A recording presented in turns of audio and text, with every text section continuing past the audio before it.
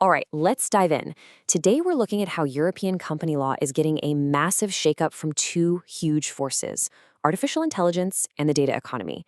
And trust me, this isn't just some minor legal tweak. We're talking about a fundamental rewriting of the rules for how companies are run and who they answer to. So let's get right into it. So let's just kick things off with a huge question, one that sounds like it's straight out of a sci-fi movie. Could an AI actually run a company? As wild as that sounds, this very idea is forcing lawmakers to completely rethink corporate rules that have been around for, well, centuries. All right, first up, we're heading straight to the top, into the boardroom, because AI is no longer just a tool for crunching numbers in the background. It's stepping up and starting to look a lot more like a strategic advisor.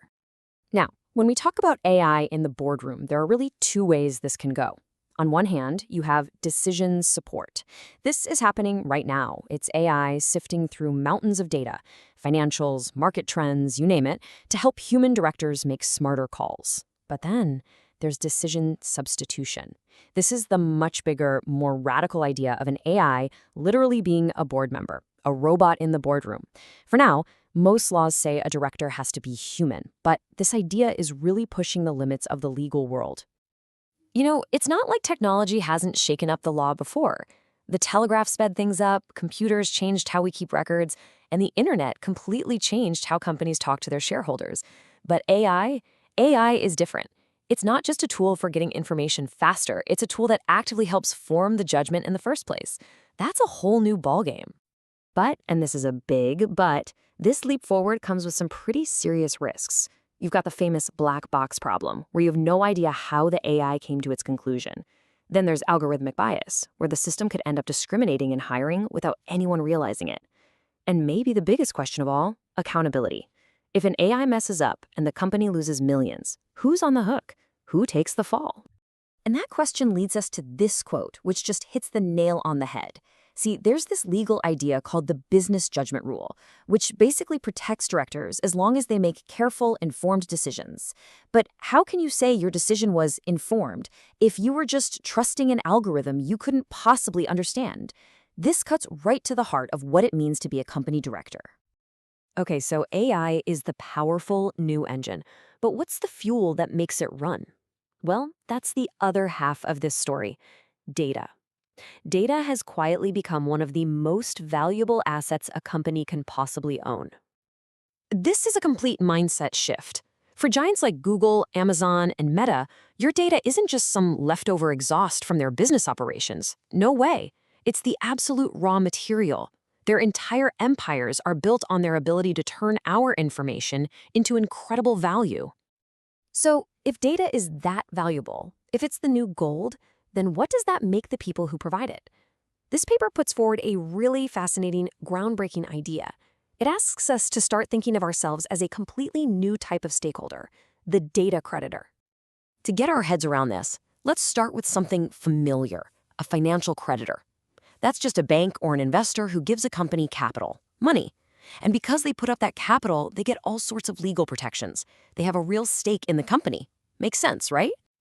But here's the twist. What if, for many of today's biggest companies, the most critical resource they need to survive and grow isn't money, but our data? And that brings us right to this new definition. A data creditor is anyone, you, me, all of us, whose data is essential for a company's success, just like a bank's capital is. So the huge question this raises is, if our data is just as valuable as their money, shouldn't we have a similar stake? Shouldn't we get some of the same protections? And if you start thinking this way, the implications are huge. I mean, just imagine it.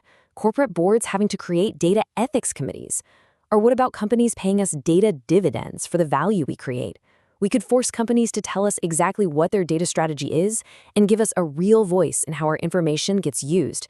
It makes this idea very, very real. So with all these new challenges, AI in the boardroom, us as data creditors, how do you even begin to manage it?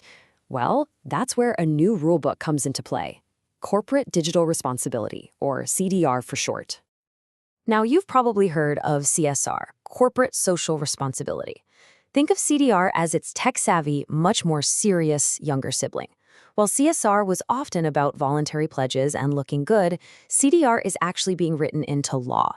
Big regulations like Europe's GDPR and the AI Act are giving this concept real teeth.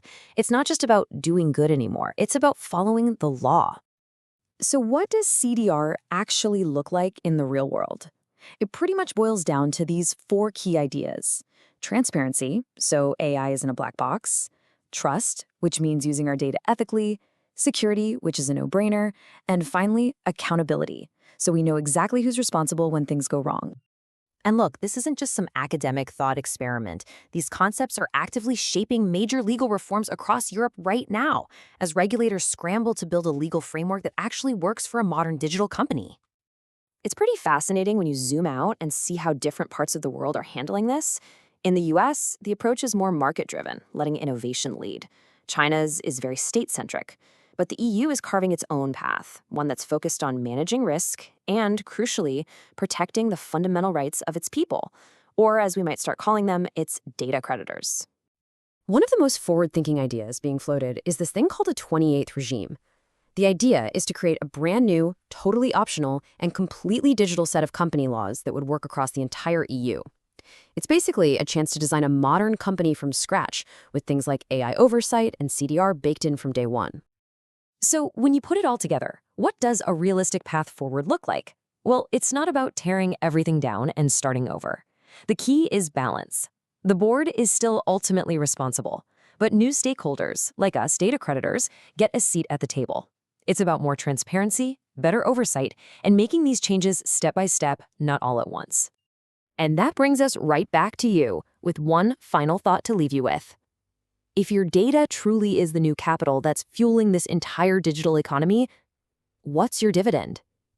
It's a question we're all going to have to answer together. Thanks for joining me for this explainer.